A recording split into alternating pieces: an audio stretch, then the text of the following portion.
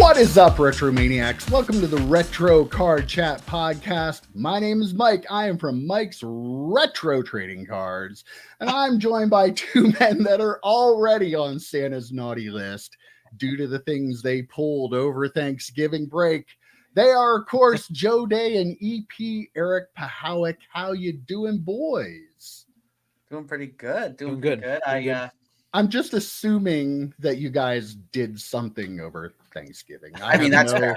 I have no concrete proof, but I know you guys, and I figured you probably did something. So I will say this. I didn't drink over Thanksgiving, so what? Jeez, man. Wow. So I'm gonna have one now. EP, you gonna join me as always? Yes, I am. Yep, I did drink a bit over the holidays, but I also had to work Thanksgiving and the day after, like Black Friday. So, I have beer on my table. Nice, good job. Hey, there's nothing wrong with drinking a beer at 7:00 in the morning on Monday. So, so how was your Thanksgiving, gentlemen? It was good. I don't even want to talk about my Thanksgiving. Okay. I want to talk about EP's Thanksgiving. Okay. And this is why. EP is so thankful that Fanatics is taking over the hobby in just a couple of years. I know that's what when he went around the table with his family and friends, I'm sure when they talked about giving thanks, what he was thankful for, I'm sure Fanatics taking over the hobby was the number one thing he talked about. And in that spirit, I thought it would be fun if I went through all the different conversations that we've had with EP, whether it be on the podcast, whether it be on Thor Love and Thunder conversation. Can you mute fabricated? Because I really don't want him. Let's talk about some of the stuff that he's been saying not on on the podcast. Yeah, some of the stuff that he hasn't. We tell everybody we have like a group text, and I know he's a huge Fanatics supporter on here, but Joe's gonna give a little insight into what he says not on camera. Not on text. I mean, he'll send it to us in text. We'll have a couple of beers at the Rusty Rail. He'll be telling us some of these great things, and he's not saying these are predictions, because predictions gives this idea of, well, maybe it won't happen. Yeah, these are promises, things that Fanatics is going to do when they take over the hobby. I have five. I had to kind of consolidate. We don't want to take the whole show up with all the great things. Because you could. There's so many of them that you could. But there are. Be quiet, EP. So EP, you need to be quiet for this. Yeah, please mute him. I don't want him to jump in and say, that's right. That's how awesome Fanatics is. Yeah, okay. So we're going to do a countdown. A little bit of a countdown here. Okay. All right. We got number 5. EP, shut it. We've got number 5 here. This is a good one. I hope this happens as well. EP's promising this. All memorabilia will be game used, and all autos will be on card. Yeah, I agree with this. I think this is what's going to happen, because Fanatics will have a great relationship with the players. They have access to all these jerseys. There's never going to be a non-game used jersey available in any of their products, and all their autos will be on card. They'll probably host something in Phoenix. Let me look at my phone here quick. Yeah, last Thursday at 3:35 a.m. he texted me that. Yeah, just random text at 3:30 in the morning. I know, I'm asleep. I tell him that, but okay. This one was, I remember us talking about this before we started actually recording the podcast. This was a couple of weeks ago. You probably remember this, Mike. Only one of one per player per set. Now, this is something that's going to happen in the future, because Fanatics already kind of screwed that up with Super Fractor. Now, when you say only one of one, does that mean, though, that there could be multiples of that one of one?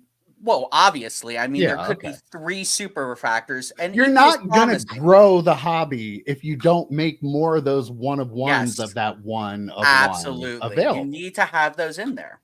Absolutely. All right.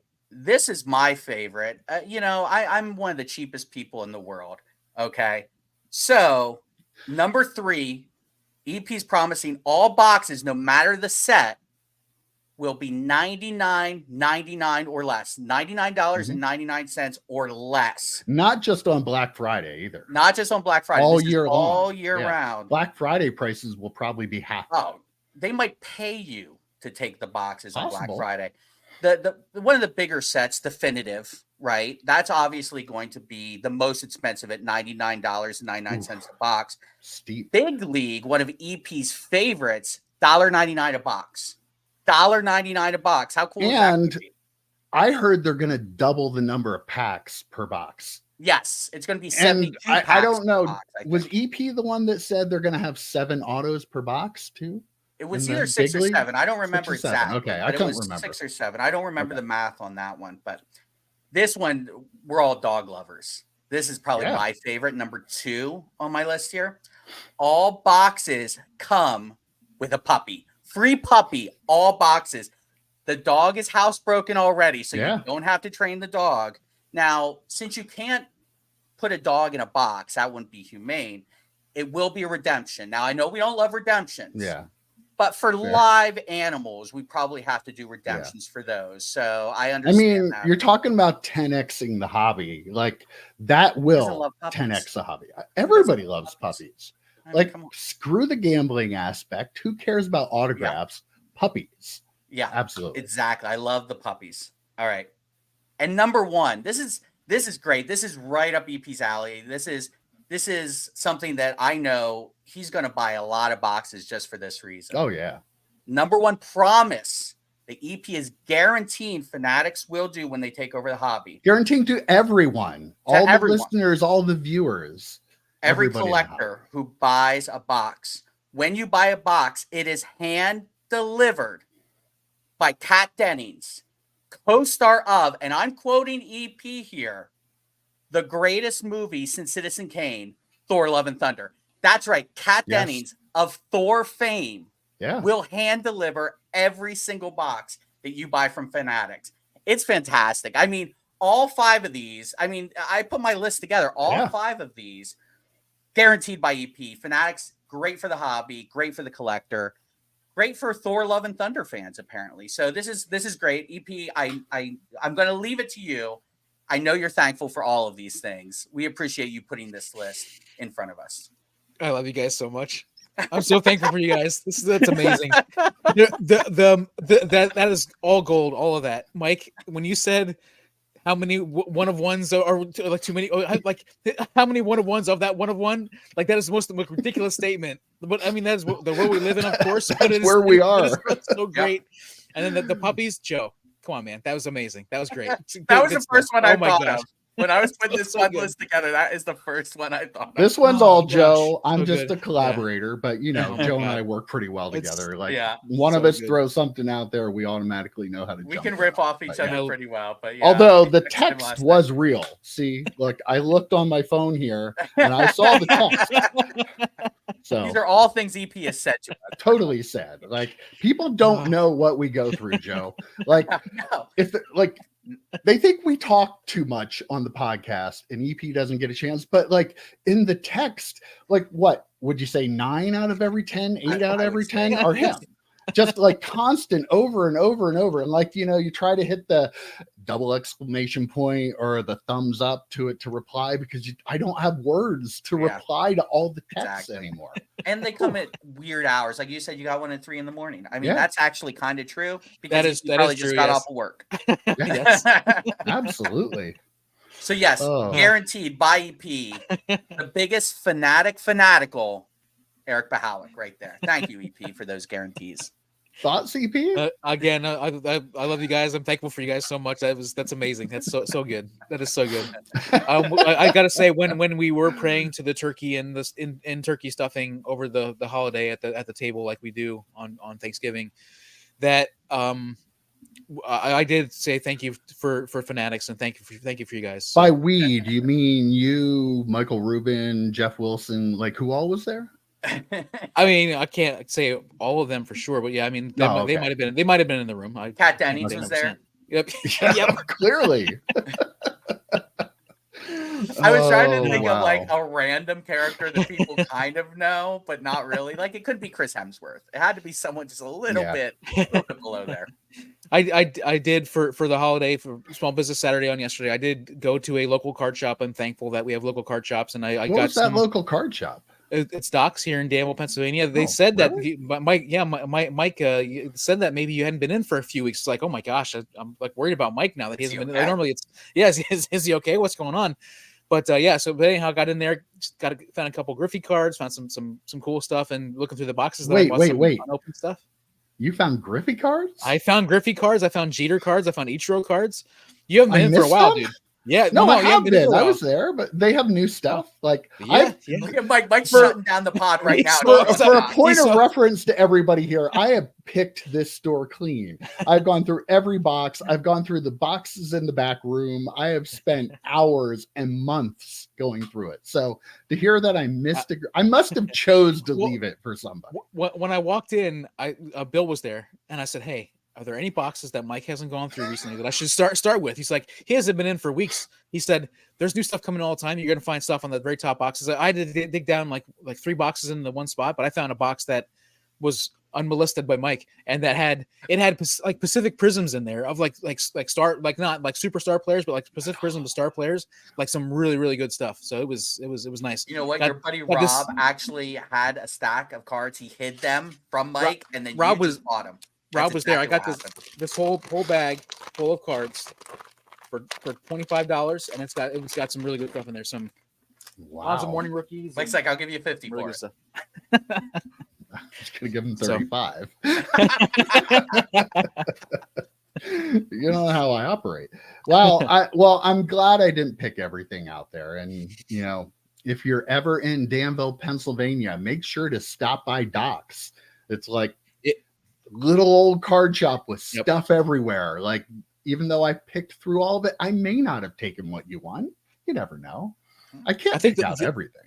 We've said it before. The appeal of Doc's is you open up a box, you never know what you're gonna find. You're gonna find hockey, you're gonna find wrestling cards, you're gonna find baseball cards, you're gonna find football cards, basketball cards, all in the same box.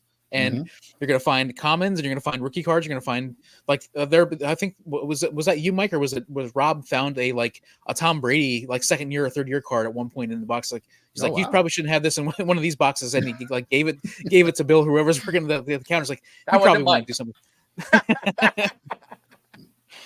Hey, he doesn't care. Doesn't care. He wants to sell cards. I buy cards. It's a good union. I had this discussion on Twitter a little bit. Like, I love the fact that I have a card shop that you have a relationship with, that I can walk in and Bill will go, "Hey, I have something you might be interested in." I don't even have to dig on some weeks. So it's pretty cool. Like, when you can have that kind of relationship, they know what you're buying. They appreciate what you're buying. You appreciate what they're selling. And, you can't do that with Cards HQ, I'm going to guess. I don't know. Maybe I'm wrong. And I would say, and I made this comment when we were talking about Ruben going to card shows card shops and he's not going to go to someplace like Doc's. Like, that's not where card shops are going, unless EP takes them in. Right. EP will have to walk straight in with a puppy and cat dennings. Listen. I wish I was sponsored by Fanatics, man, but I am not. Somebody needs do it out of the goodness of your heart. You don't even. Somebody needs a Tops T-shirt for Christmas down there. Oh, so a little update on the schedule for the channel this week. I don't know. Some of you may have seen it already. Some of you may not, but I dropped a surprise video on Saturday night of me opening the Topps Bob Ross box that I got. A pretty cool video. I'm in it. How can it not be cool? And, pretty good hit out of it. I'm going to just leave it at that. Surprise hit. I was very happy with. Wednesday, we have our hot takes coming up. This is going to be fun. The three of us, we can talk, we can give hot takes.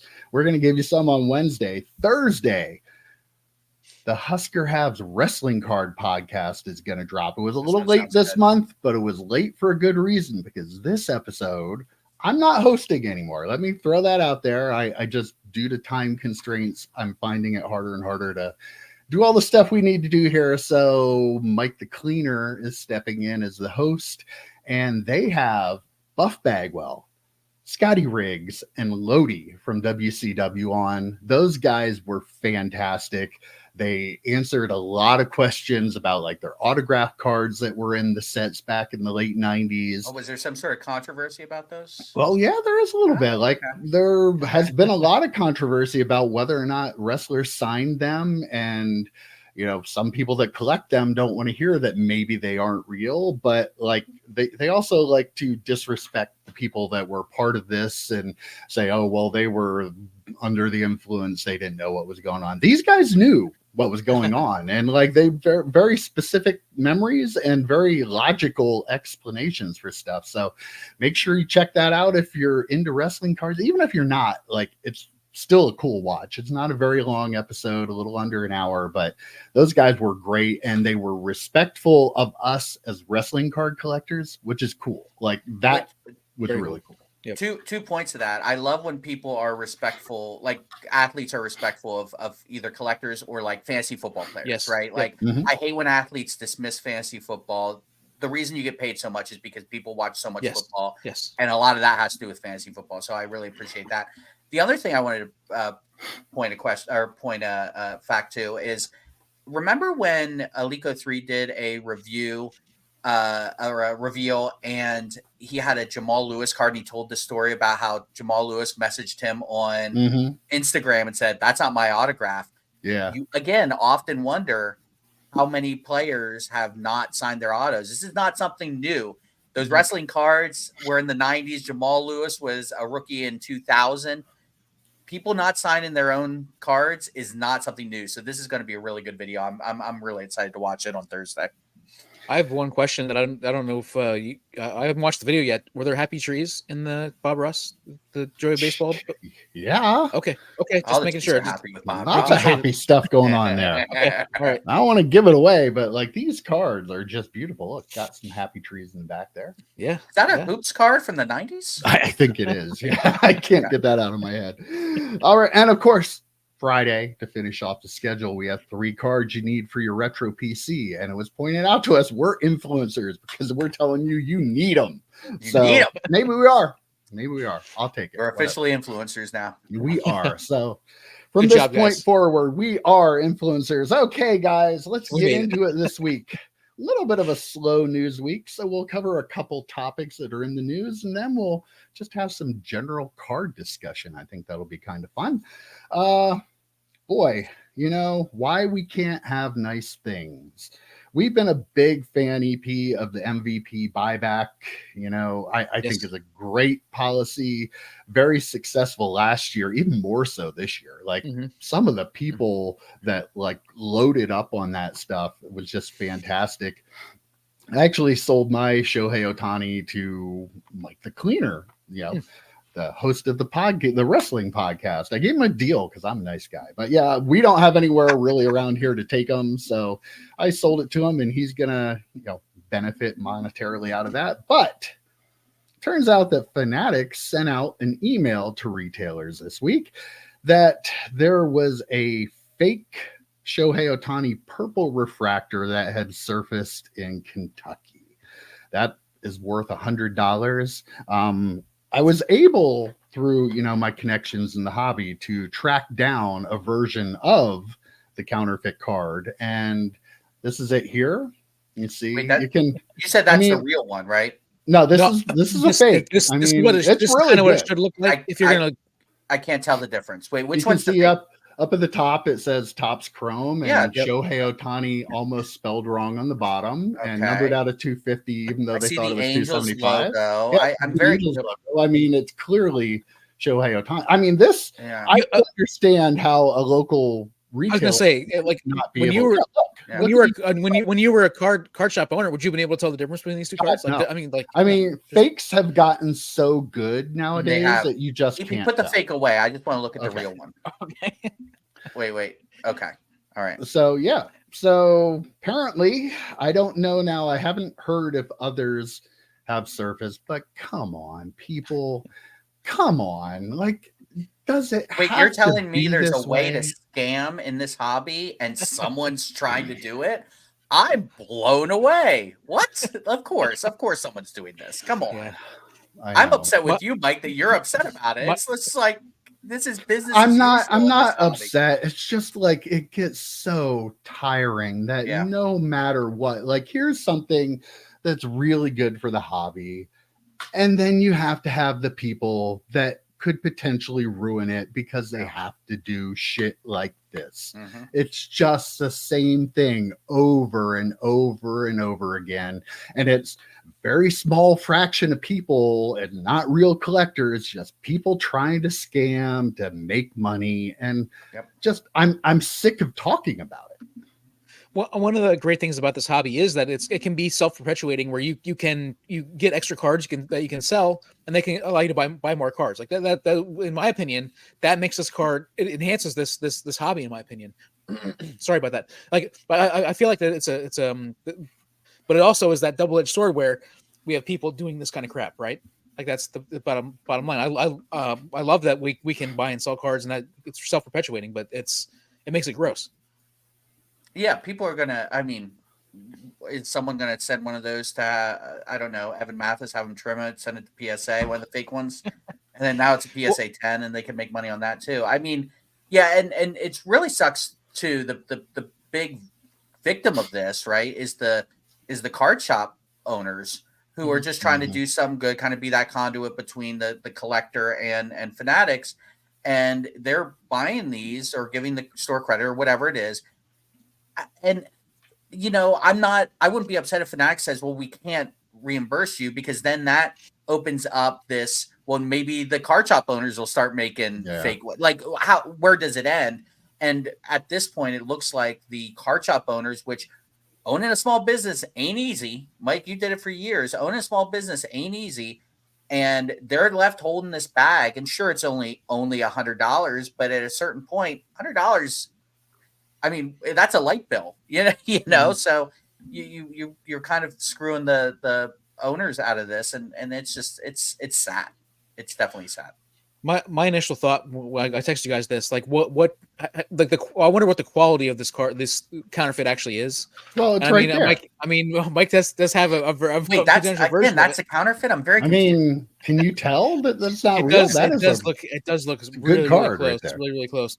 But no, like how, I mean, you would think that there are two ways this can go, right? There's one person like where they have, like Mike said, tape the photo of Ohtani on top of another purple refractor, or they use a marker and they colored in purple of the refractor. Like, you know, there's all these different like variations, but also if somebody took the time to actually reproduce Topps Chrome refractor technology on a card and make it actually look pretty close to what it is, like that takes a lot of time, a lot of effort, a lot of money. So there's probably a lot of those out there. Like it's a big, that opens up a bigger issue. Yeah, right. If someone can recreate those cards, that's a bigger issue, because it doesn't just stop at $100 buyback. It starts there, and then it goes to, at what point are you recreating Ohtani rookie cards with autographs on them? You know, at what point are you trying to scam more than the $100 or whatever the thing is? So yeah, that I'd love to see an actual bit aside. I'd love to see an actual picture of these counterfeits just to see how they are doing it, how it happened. Mike, I hope it looks like that. I really do. I hope the person tried to. I really hope it does. The dealer's like, what is this? This is not. If that's how it looks, I'm kind of worried about the mental capabilities of the person in Kentucky who thought it was real, to be fair. But yeah, I would like to see what the. Should I walk into Docs and say, "Hey, can I get my $100?" I mean, it is a Mike Lutz original. If you autograph it, Mike Lutz, maybe. Right. Go frame it. We're influencers, dude. Here's the thing. I have my. There we go. Yep. My pen that I got. I'm going to take this. And I am going to autograph it. Let's do some good for the hobby. Let's auction this off for charity. There you go. Let's do it. Like, is that George? In the comments, let me know in the comments if you want to bid for this. I will take the money and send it to the charity of your choice, and I'll frame this and I'll send it to you. I might not frame it; that costs money. Yeah, I know. But yeah, I will send this to you. Top loaders, don't you? I do. Yes, I have 5x7 top loader. Yeah, I put that right in there. Yes, absolutely. Folks, you can tell it's a slow news week.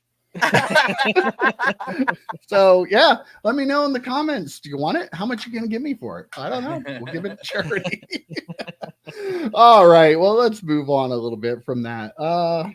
Just something that impacts people that sell cards a little bit.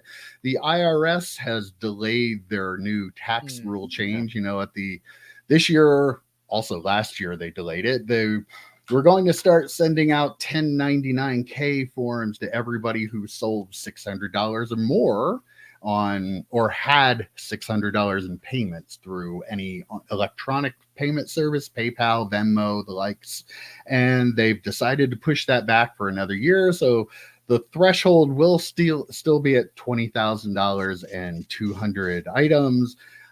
This is not to say that you aren't responsible to pay your taxes if you sold $5,000 worth of cards. You should be paying them if you're selling cards as a business and making profit on it to begin with. But I feel like this is a good move. This is something that needs to change because there are going to be a lot of people that aren't selling cards as a business or anything, not just cards. This would impact, I think they said they were expecting it was going to generate 40 million of these tax forms to go to the IRS. I'm sure the IRS are like they do not got the have people, yes, they don't have the staff. they don't have they staff. Their staff was cut like during the Trump administration, and like they don't have the staff to handle 40 million of these. So it's a dumb thing to begin with, that this would impact people who, you know, maybe sold like a old piece of furniture or something on Facebook and somebody paid more than $600 for it. Like people that aren't profiting off what they're selling, but they have no idea they need to have records of what they paid for something, because you get the 1099K that you sold $700 and it was like a couple items on Facebook Marketplace, and like you're going to end up paying tax on $700 worth of stuff that you didn't profit on, that you shouldn't be paying tax on. So hopefully, I mean, we're talking about politicians. God only knows how long it'll take them to try to figure this out, or if they'll ever get it right. But if you're selling for profit, pay your taxes. But if you're not somebody who sells for profit, this is going to be good. You're not going to get some unexpected tax bill at the end of the year. Yeah, and beyond that, like, make sure you keep your receipts. There are ways to offset your profits. I mean, we're not accountants, but we've talked about this before.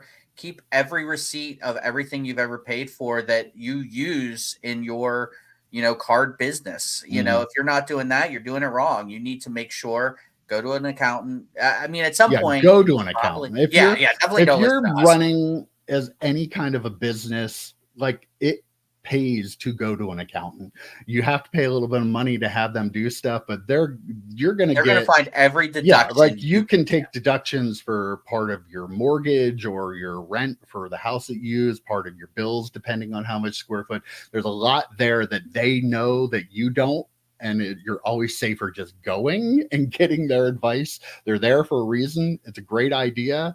I'm not an accountant. Don't take advice from me, but my advice is go to an accountant. Yes, take that advice. I often wonder when I watch some of these folks on YouTube, like the Roth cards and people like that, I often wonder, are they even thinking about the tax liability that they might have? Like, would you be shocked? I don't know. There are probably some people that have no idea. Yeah, and you wonder if there's going to be no videos out from them because they just got audited and they have to worry about that for the next 6 months to a year. But like Mike said, there are deductions out there. If you are doing this as a business, do it on the up and up. I mean, so little things that we do or that most people do in cards is on the up and up, it feels like, after we just talked about the Otani thing. But yeah, this is one you don't want to get yourself in trouble and have to an audit, from what I've understood, is not fun. So probably try to avoid that at all costs. There were probably a lot of people during the boom, like during the COVID boom, when everything was selling for ridiculous amounts of money, we were like, didn't realize what they were getting themselves into as far as this is concerned. Right. So like I'm having sold back in 2012, as I like to say. Hold on. So, like I went to a tax preparer to make sure that I was doing everything right and to make sure everything worked out. And And I'm going to do that again this year. Obviously, when I sold that Jordan card back in January, February, wherever that was for $1,000, I was like, well, I mean, there's no question. Even though the $600 moving up to 20,000, like this is, I'm making enough money on this that it is a significant amount of money going back and forth. That like I need to make sure that I'm taking care of it. So I just, while Mike was talking, I went in and double checked my eBay seller thing. Still says go paperless with your Form 1099K. So I thought that maybe that would go away since they're changing that, but it's still there.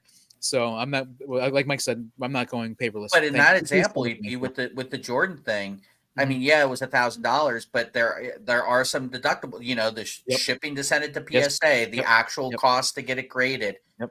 You can, I believe, like the fees that you pay. eBay, what you pay for your internet service provider, the money, internet service provider. The thing that's difficult with that is though that you've had that card for so long, so like you have to try to figure out your cost of goods sold for that too. Like the cost of acquiring that is something too. So okay, I wouldn't have thought about that. So I mean, I didn't get a 1099K because I didn't hit the threshold last year, but I did everything up and itemized everything for my taxes that I did this past year because that's what I do. I sell cards, I sell stuff on eBay at a profit. So I pay my taxes and I make sure I give my accountant all the stuff to make sure that everything, like you don't want to be audited over selling damn baseball cards. So just protect yourself and do things the right way. Like that'd be hysterical if you had to tell your wife, honey, we're being audited. Why? Because I sold baseball cards. Yeah. Right. And I'm sure it has happened. I'm sure. During the COVID boom, oh my gosh, could you imagine? Oh, there are probably so many that happened during the boom where they sold this card that for $20,000 threshold during the boom was nothing. Yeah. Nothing. No. Oh, so Joe, I heard you got an interesting email from PSA this week. I assume it was just to me. I assume they emailed me directly. I think it was, to try and get me back. They're like, wait a minute, I see all these ungraded cards back here. We need to email Joe. Where's Joe Day? Why isn't he sending in? He's such a little customer. So I did get this email, and it was Thanksgiving. It was weird they sent it Thanksgiving at noon, by the way. But yeah, it's PSA really pushing their bulk services. And the thing that got me is, they say protect your favorites, complete your sets, consolidate with ease, which I thought was interesting. It showed 3 cards consolidating into one bigger card, which I guess they're saying the marketplace, use the marketplace to take these cards and maybe upgrade your collection. But the line that got me, and this is the thing I screen capped and sent to you guys, and it kind of made me cringe as I read it. Slab every card. Don't slab every card. Stop. Don't do it. Because then PSA wants you to. PSA wants you to. Please do not slab every card. I mean, I saw this. I sent it to you guys. What do you guys think when you saw slab every card? Did it make you cringe a little bit? I thought that there was a boardroom and Nat Turner walked in. He's like, you know what? We got to convince these people. We need the business.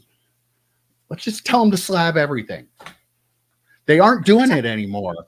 Back in 2020, they were doing it, and now they're stopping. What do we need to do to get them back? Never show that they are actually good.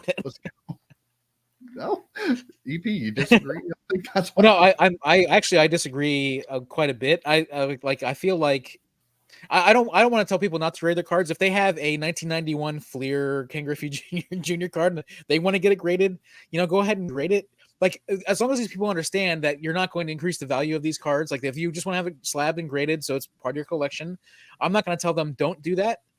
But from a financial standpoint, if you're looking at just increasing the value, you're not going to be able to sell that card for $100 anymore. That's not happening. So that's the bigger issue.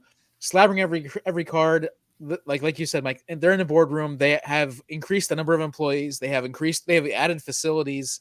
Like, it's actually like probably a good idea for them to try to encourage people to slab every card, because they're not going to make any. They're probably going to start bleeding money if they don't keep increasing the number of cards that are getting graded that are being graded. And they're at 1.2 million. Yeah, it's like some ridiculous, something crazy like that. Like the most ever, probably, right? Oh yeah, it's got to be every month is going to be the most ever. Right. For how far behind would they be if people decided I'm going to grade every card? They would be closed again. Like it's weird that they're putting you to grade every card. I think the issue I have with this, and I think it's. Oh, we're going to talk about the issue. Yep. Go ahead. I'm sorry. I have one more thing. The issue I have with this is the general thought that grading is not just grading anymore. It almost feels like grading companies want you to use slabs as top loaders now. Like you have to have everything graded or your collection sucks, right? You can't have things in sleeves and top loaders. You can't have them in one touches. Everything has to be in a slab to be a true card, to be a collectible, to be anything. It needs to be in a slab. They're treating these. I made the comment, if HGA said they would slab all your cards for free or use one touches or whatever, I did in a hobby hot seat a couple of weeks ago. I kind of feel like PSA is trying to encourage, you don't need one touches. You don't need sleeves and top loaders. What you need is you need all your cards in your collection slab. And I think that's dangerous. I think it's dangerous because it's very expensive, regardless of if they lowered their prices, and the bulk prices are definitely lower than sending in a couple of cards, but they've lowered their prices, but it's still very expensive to slab a card. Mm-hmm. And if the card is not worth slabbing, don't slab it. Just don't, Sometimes if it is worth slabbing, don't slab it. I have cards up here that are worth slabbing that I don't slab anymore.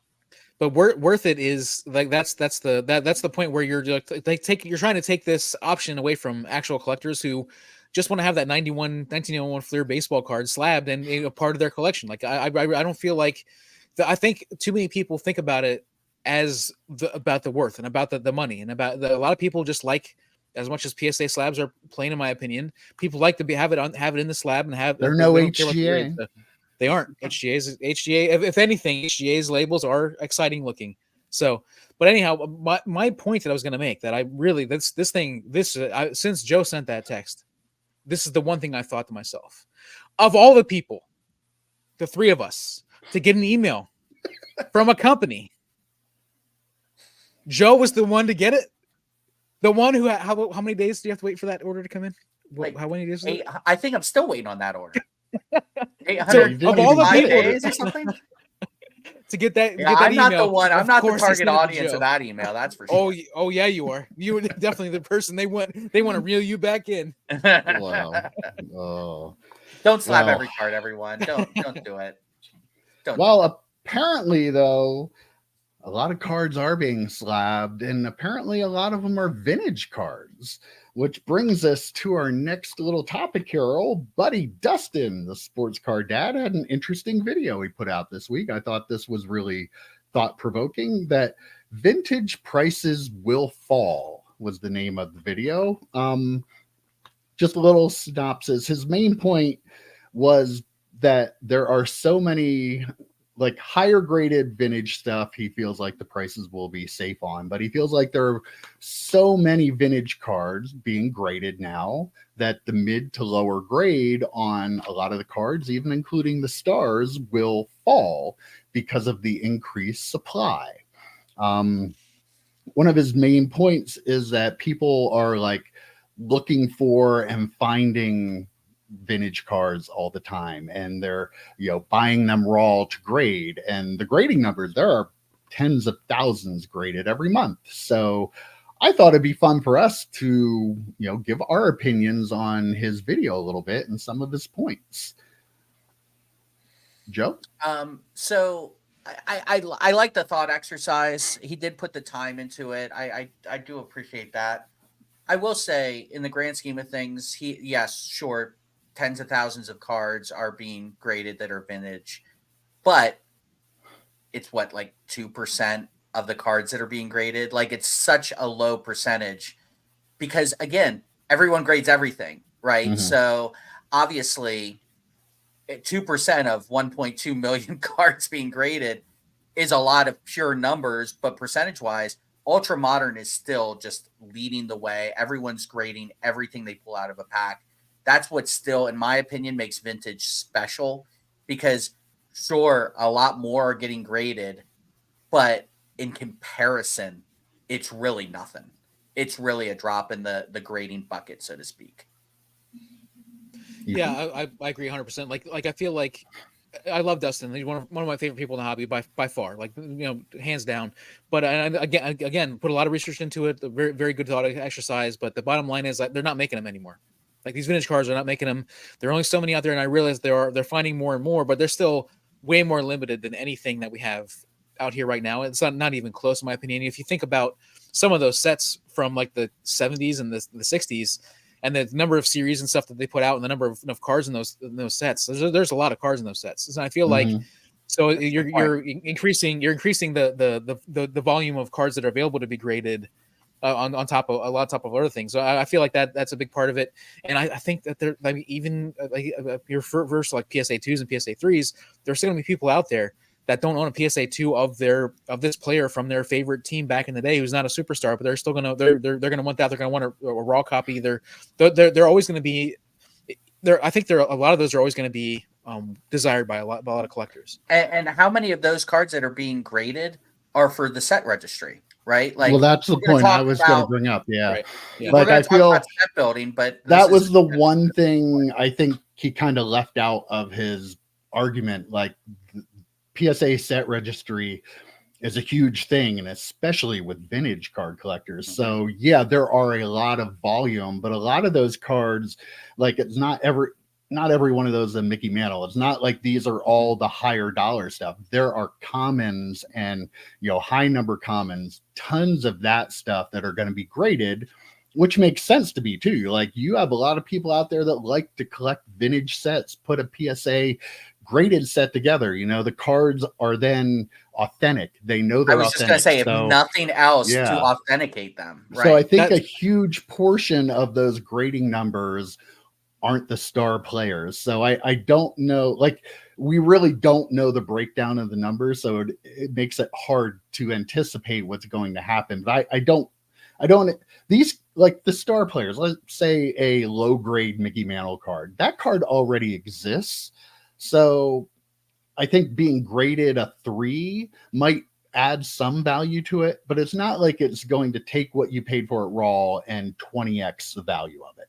Right. You're saying, okay, this card is this condition, it's now protected, and it's authentic. So there's value in that. So that is always going to be there, but like, I don't see those dropping just because more people, they're not finding all of these cards in low grade. They're transferring them from raw into a graded. So that's a big difference in that. And the commons and stuff, like, we know a lot of the numbers of the grading are commons. So go ahead, Joe.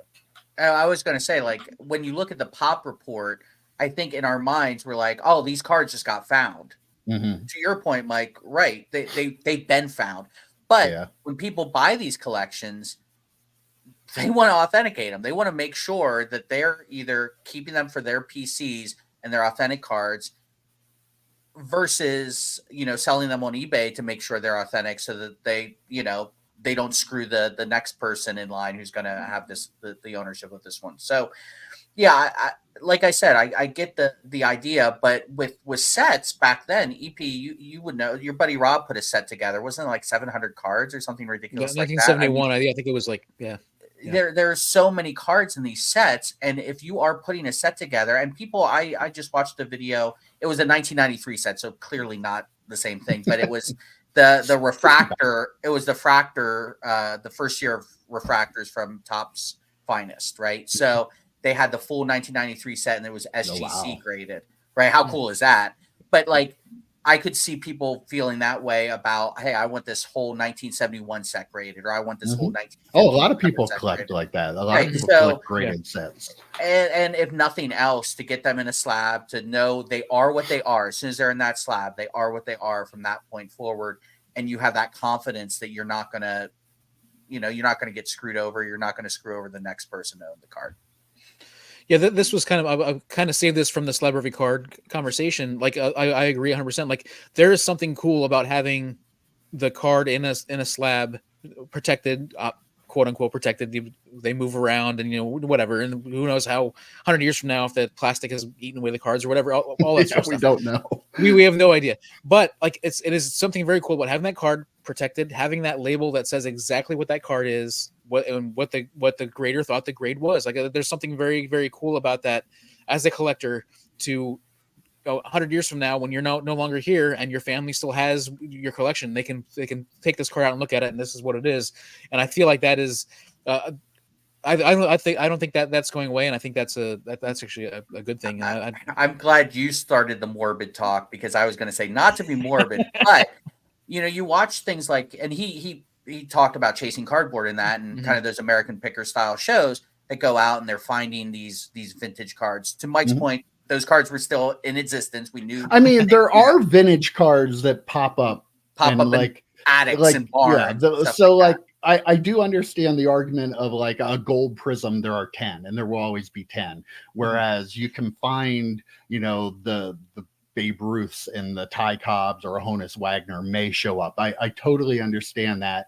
I just don't think that happens enough with any particular card at a high enough level that it really impacts the right. Someone's not going to find a 500 count box of 52 mantles. Like that's exactly. I'm sorry, that's just not going to happen. They pop up one at a time here and there over big periods of time. And it's a big news story when they do. It's not just it is a big news story for that. So yeah, I mean I definitely get his point, but part of me, Dustin, correct me if I'm wrong, part of me is him defending him being so big on number to 10 gold prism, number to 20, so whatever. I think to him it's a little bit of a defense of his position on the ultra modern numbered cards that he said, oh, these numbered cards, they're never going to make another one. Well, sure, but how many out of 10 gold prisms does Tom Brady have? Right? How many will Patrick Mahomes have?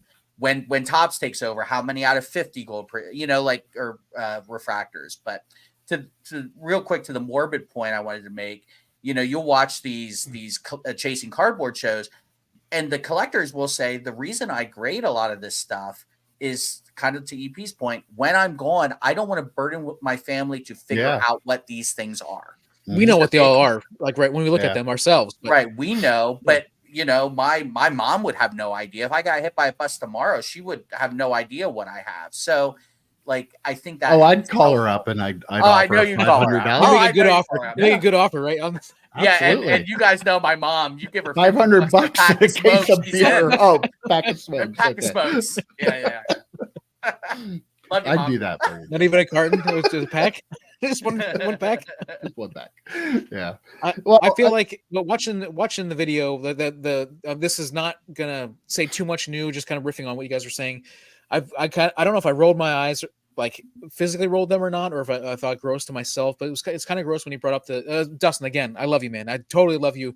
But trying to compare these golds, these number to 10 golds, that there are 5,000 of them. There are 5,000 different products with number to 10 golds available right now. But comparing them to a 52 mantle, which how many PSA 10 52 mantles are going to be found in a cigar box or in a shoe box somewhere anywhere in the world over the next 10 years? Or like even the chances, like maybe one or two. Right.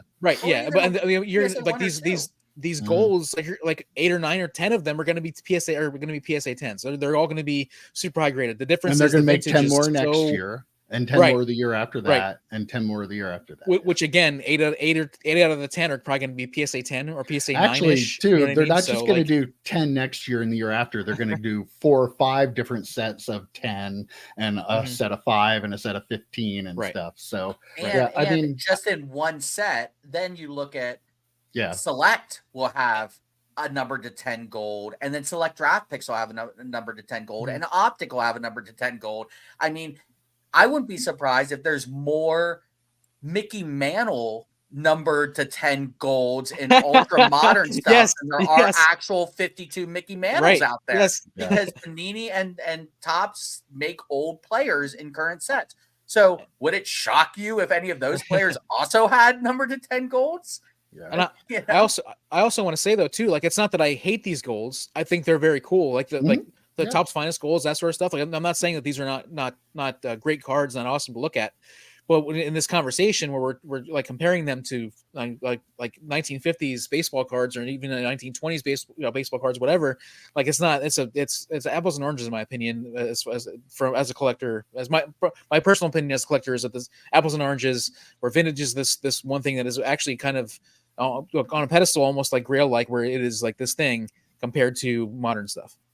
And it's the whole true rarity versus manufactured scarcity. And a lot of people don't realize it, but there is historical data about manufactured scarcity and how it impacts stuff.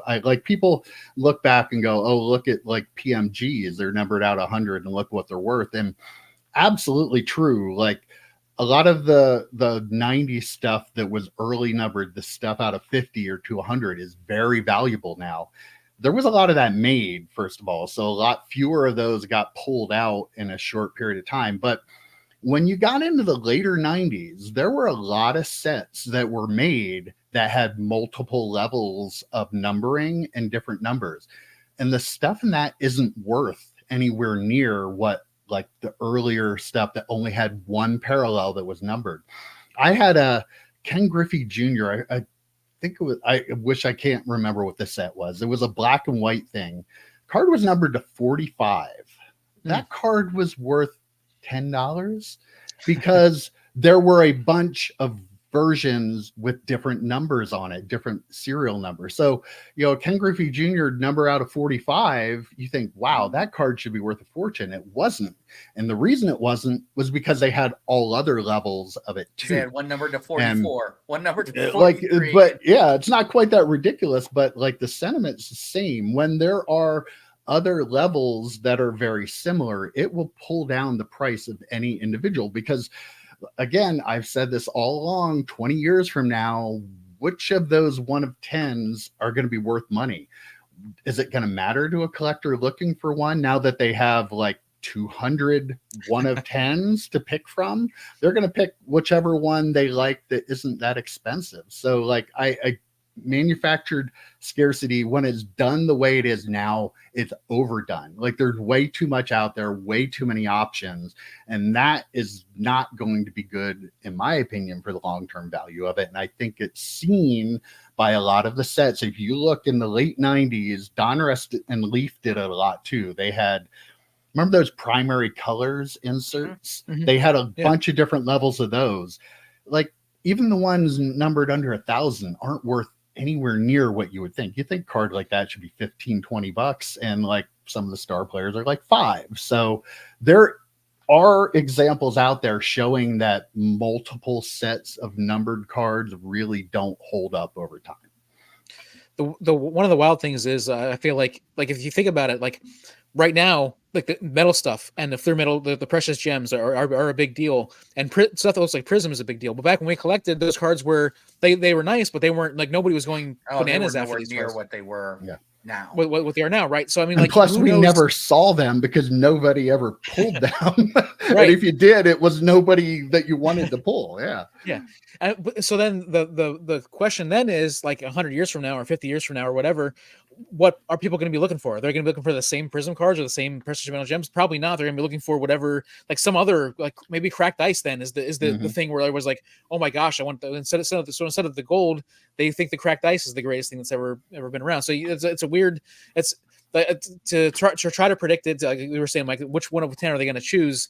They're going to choose the one that appeals to them at the time, and that might not be the same ones. Oh yeah, exactly. I do have one other question. Oh, go ahead. No, go ahead. I was just gonna say, like, if Topps could, I'm not sure if Topps could put a puppy create in every box. If they could create an almost near replica of 1952 Topps set, so the same card stock, the same kind of design, would you guys want them to do that?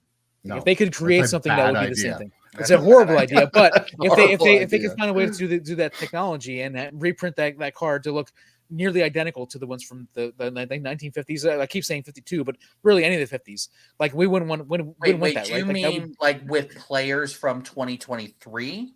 No, I mean actually to recreate the set. No, that's a terrible idea because we just talked about it at the jump of the show. That fake Shohei Ohtani. I mean, how long before people were trying to pass off the reprints? Wait, what was the set? The Through the Years set or whatever? People were passing off. Actual... They made a lot of reprints over the years. Right. Yeah, let's avoid using the same card stock and printing technology.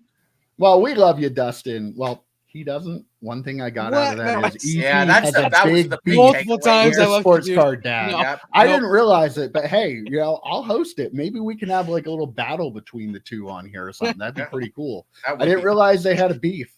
That's a huge beef. That is a huge beef. Yeah. Okay, well, we talked about people set collecting and sending in cards, vintage cards. That brought up one other topic. This was brought up by His and Her Hobby 4207. It's a man and woman. They have their own little card shop that similar to mine. They're not a big corporate thing. They want to have a place for the kids to come in, watch your video about your store. Pretty cool stuff. But they said, is set collecting dying? So maybe you guys could talk about that sometime because they feel like it is. I think this is a great discussion. I know, especially with EP on the panel here, he's a big set collector. And I know there are a lot of set collectors out there, but the more I thought about it, like seeing guys that are coming into the card shop and putting sets together, they're all tend to be older. I don't see a lot of younger people. No offense, EP, you're not as old as me. I'm growing out my beard and I'm already turning into Santa here. Everyone remember, I am the young one of the group. But I think it's a legitimate discussion to have. Like, we see all the time on Twitter, like, what do I do with my base cards? Should I just throw them out? And like, people like us, we're like, no, like I'll go to them. A tier. No, don't do it. Don't do it. But that brings up the topic. EP, get us started. Is set collecting dying? Is this going to be something 20 years from now people just don't do anymore? I think maybe this is just me being hopeful. Possibly. I don't think imagine that, Joe. Right. EP being hopeful. I'm gonna have to come in with a dose of reality, aren't I? Yeah. I hope it's not, but I feel like it is definitely less. I don't want to say definitely less. Like any sets that I listed for my case breaking from the beginning of the year, like I sold all the sets. Like the sets sold, no doubt. I didn't make a ton of money off the sets, obviously, but there's still and very well the people could be buying them to get the Gunnar Henderson rookies because they want to be able to grade them or whatever. They want to part out the set for whatever they want to do. But as far as being able to sell the sets, I had no problem selling sets. Like people want to buy sets. Like that's not an issue for at least for the top low end stuff. I don't know about Panini stuff. I can't speak to that because I don't buy those products. But yeah, I mean, I feel like I don't feel like it is dying, but I feel like it is definitely. There's very likely that it is fewer. There are fewer people collecting complete sets than there were before in the hobby. It's on life support. I mean, it is. I mean, and someone's going to pull the plug eventually. But I don't think so. So I was scrolling through Twitter this morning, which I very rarely do, but I was scrolling through and someone had posted hey, list your sets that you're trying to complete in the comments below and, try and help each other trade and stuff like that. But they said, list your sets that you're trying to complete or rainbows you're trying to complete. I scrolled through. Most of the requests were for rainbows. I think rainbow hunting is the new set building. I don't think set collectors are on Twitter. I think the rainbow collectors are on Twitter, but I don't think the set collectors are on Twitter. I think that's part of the issue. Like, are you on Twitter? So anyway, not very much. But I think most people are collecting rainbows. At least most people out in the world of Twitter, I guess, EP, right? But I think most people are rainbow hunting versus set collecting. I do agree with EP though that I think like certain sets, like Flagship, will always have people collecting the sets.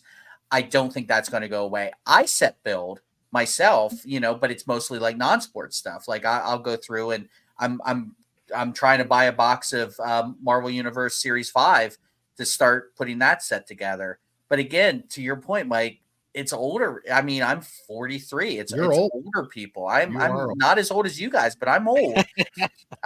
It's people our age and older who put sets together. I really don't think.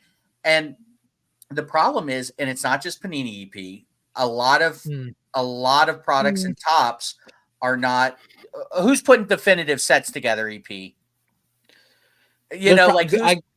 Definitive. That's not a set. That's not a set builder's product. Exactly. Most products aren't anymore. Most products are. The products that people can afford are But no one buys products they can afford unless they're looking for the big hit out of them, or they want a puppy.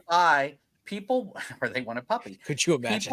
People want to buy National Treasures. They want to buy Definitive. They want to buy those products because they want the big hit.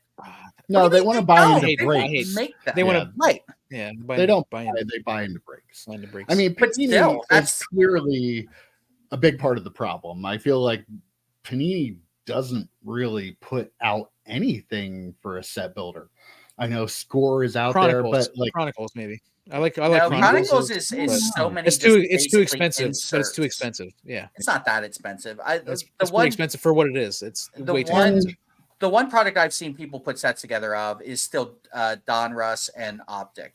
Prism too, I guess they probably do put Prism-based sets together. But like breaking is probably the biggest culprit in this. Like the popularity of breaking, continuing to turn the hobby more and more into a gamble, it takes it less and less away from collecting. I mean, that's just normal. That's how it works. Top products that are in breaks, right? They're just for set collecting. You keep trying. I think that's what you keep trying this. Yeah. You keep trying this shit. It's not. It doesn't fly. Number 6 on the list. You just brought up Definitive. That is a Breakers product 100%. They're releasing these light boxes that are only the hits, like the Breakers Delight. Breakers Delight, yeah. Like I don't even know what that is. I agree. It's super gross. Like they're listen. Nobody.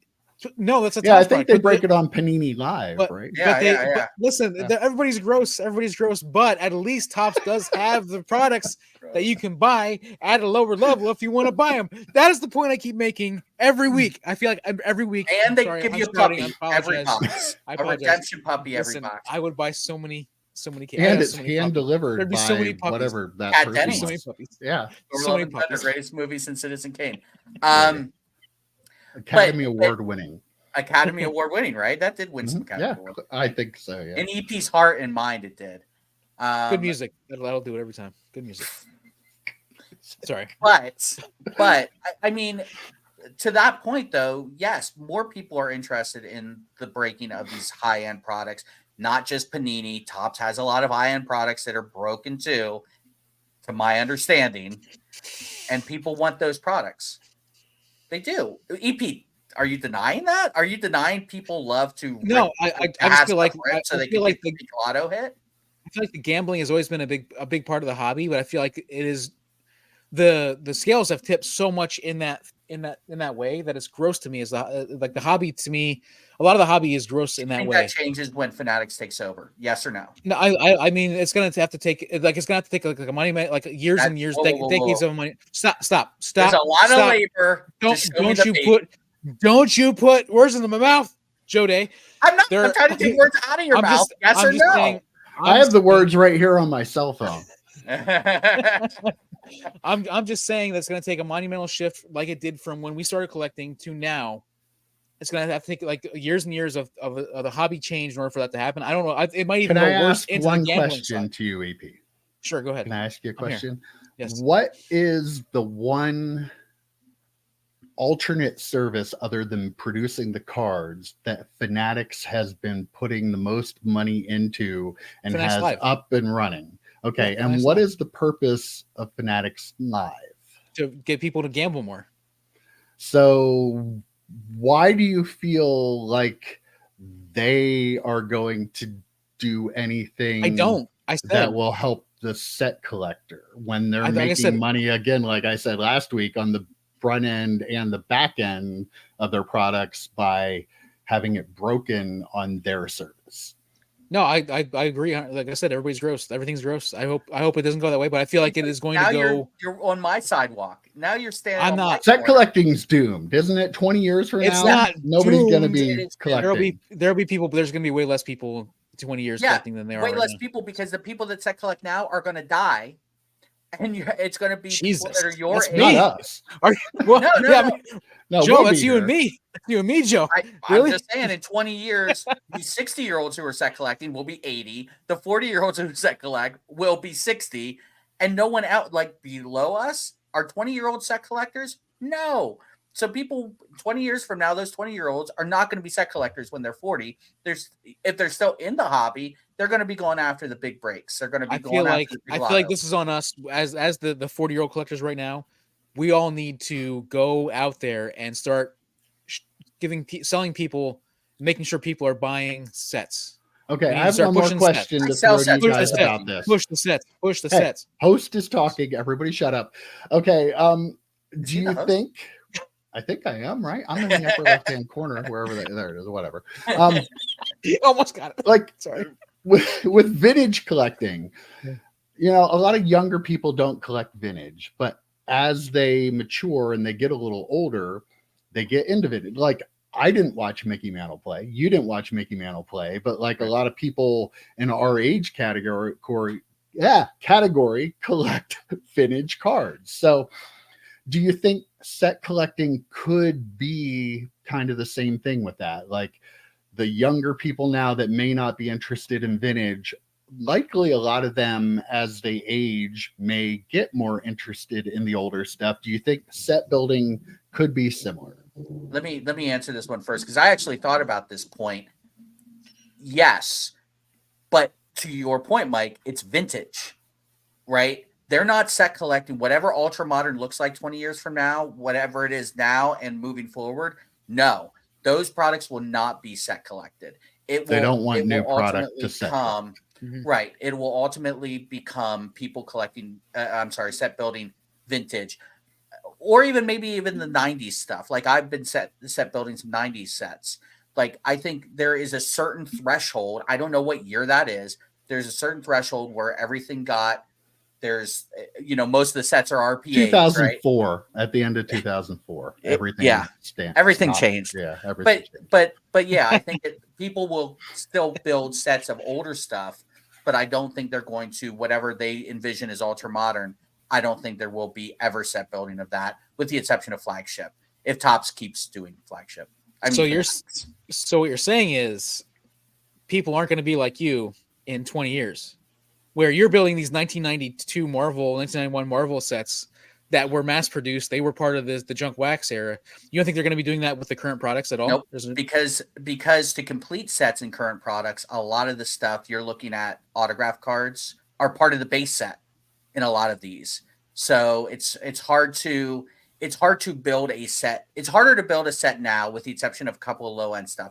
It's hard. So maybe 20 years down the road, someone says, I'm going to set build Donruss, or I'm going to set build Topps football, or whatever. Maybe that could be the case. But the stuff that people are buying now in bulk, like Select and Prism and Optic, I don't think they're going to go back to that and set build. They're definitely not going to set build National Treasures or Flawless or anything like that, or Eminence or whatever. So I think if you're going to set build, if people are going to set build in the future, they're going to have to go further back.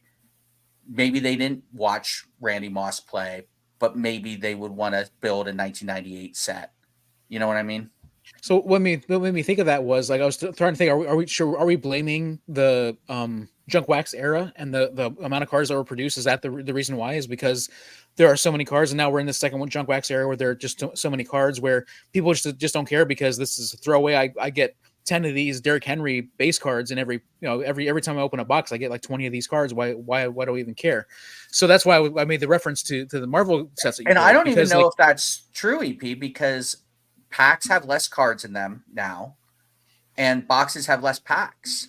So it's harder to set build, even the low end stuff, with the exception of, I think Score has like 100 cards per pack. But if you want to buy base cards, we can buy a huge stack of Prism base cards that have nobody in them for like pennies, right? Like there is a little difference though. Back in the junk wax era, we didn't know it was, so like we didn't realize not keeping those 100 Ken Griffey 1991 Fleer cards wouldn't work out for us financially down the road. Whereas now there's so much other valuable stuff in it that it makes the base cards like pretty much worthless. So I don't think Plus, it's in really a something fair like comparison. Select, say you want to build a 2020 set of Select, right?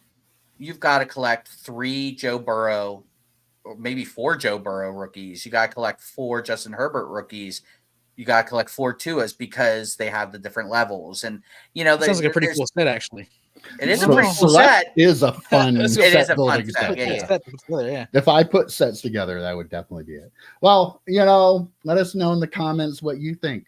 Is set collecting dying? Is it going to be around in 20 years? Were you as surprised as I was that EP has a huge beef with Dustin the Sports Card Dad? Let us know. That I want to deliver puppies along with the Topps products. And are you going to get a puppy? Let us know.